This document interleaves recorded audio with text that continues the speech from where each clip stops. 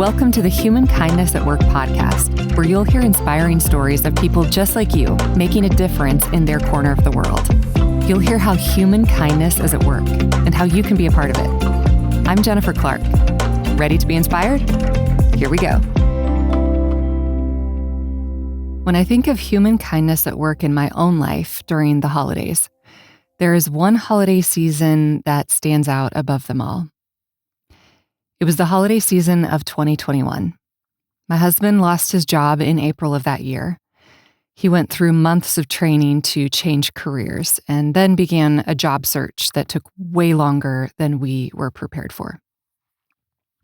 My voiceover business was still in its infancy, and although that year really catapulted me into a thriving voiceover career, because desperation is a great motivator, I wasn't able to provide for all of our family's needs. When we learned that my husband was being let go in April, we felt really strongly that we needed to say yes to all of the kindness that was extended to us. Most of those yeses were pretty humbling, but there was one in particular that was a beautiful gesture of human kindness at work in my own life. A few years prior, our family had helped our elementary school start a food pantry. It was open once a week for anyone who needed help, and we helped stock it with food and clothes, winter coats, shoes, to get it started. Well, a week after my husband lost his job, I got a phone call. It was our elementary school's vice principal. He had heard through the grapevine that my husband had lost his job, and he was calling to invite me to come to the food pantry and pick out whatever we needed. I thanked him, but I said we were fine at the moment, and that food should be saved for people who really needed it. Well, a few days later, I got a text from him. Jennifer, I have gluten-free bread, eggs, and hamburger meat waiting for you on Wednesday. And it hit me. This was what we said we would say yes to: kindness. Because we didn't know how long the unemployment would last. And we needed to let ourselves be on the receiving end of human kindness at work. Going up to the school that week to receive the kindness offered to us was pretty humbling, but it was also beautiful. He didn't just give us leftovers. He saw our specific need. 2 of my family members have to eat gluten-free, and he knew that without me telling him. What was even more beautiful was that for the next 9 months, our vice principal would text me a gentle reminder every week. The pantry is open on Wednesday. I have gluten-free bread for you. Come get whatever you need. And I did. And then at Thanksgiving, he texted, "We have a Thanksgiving meal for your family this week. I hope it helps." And even though we had extended family who loved us and we had a place to celebrate Thanksgiving, it meant something to me that someone remembered we were still in a tough season of life and we were cared for. And that kindness, along with many, many other instances of the grace of God, got us through that hard season. But this act of kindness is lodged into my memory forever. A few weeks later, we were preparing for Christmas. It would be a very, very small Christmas, only a couple of gifts for our kids. We weren't able to give any gifts to anyone else that we loved. Except that year we decided to use my voiceover equipment to record and send Christmas stories to our extended family members. When our 3 kids were really young, we started a tradition of reading a Christmas story together each night during the season of Advent, which in the Christian faith is the season leading up to Christmas, where we reflect on how God came to humanity through Jesus to show us what love really is. I would go to the public library. I'd check out a ton of Christmas books, wrap them, and put them under the tree.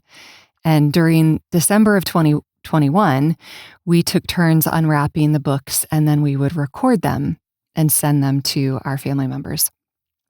It was a really sweet time of practicing contentment, but also remembering that we didn't need money to be on the giving end of human kindness.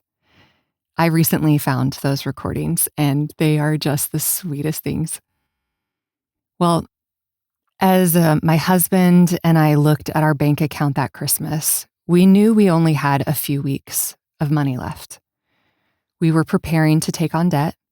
We were throwing out all the ways we could think of to pick up additional jobs, ways that we could make ends meet.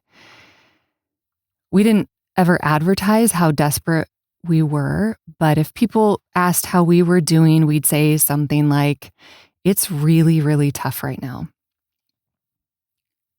But there was one person who we were very honest with, not only because this person loved us so much, but because this person asked us pointed questions like, "What was your salary before you lost your job?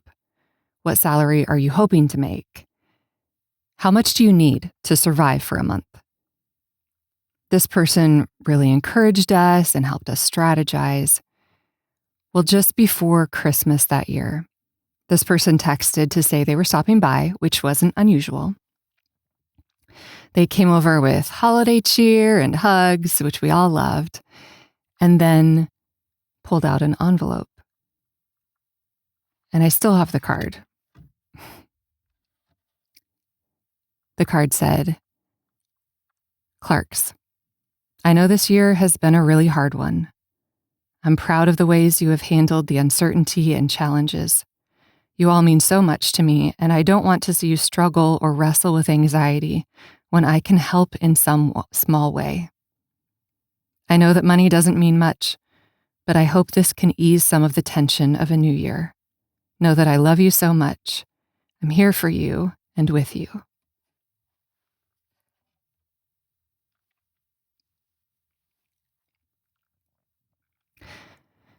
And out of the card fell a stack of $100 bills. It was the exact amount we needed to survive for another month.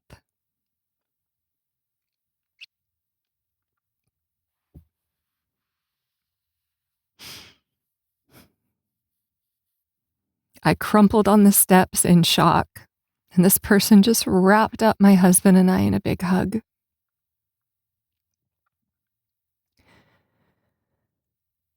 None of us could have known it then, but that generous gift would get us through the end of unemployment.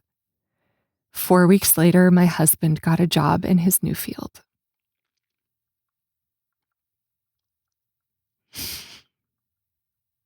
There are some Christmas memories that stay with us forever, and this is one of them for me.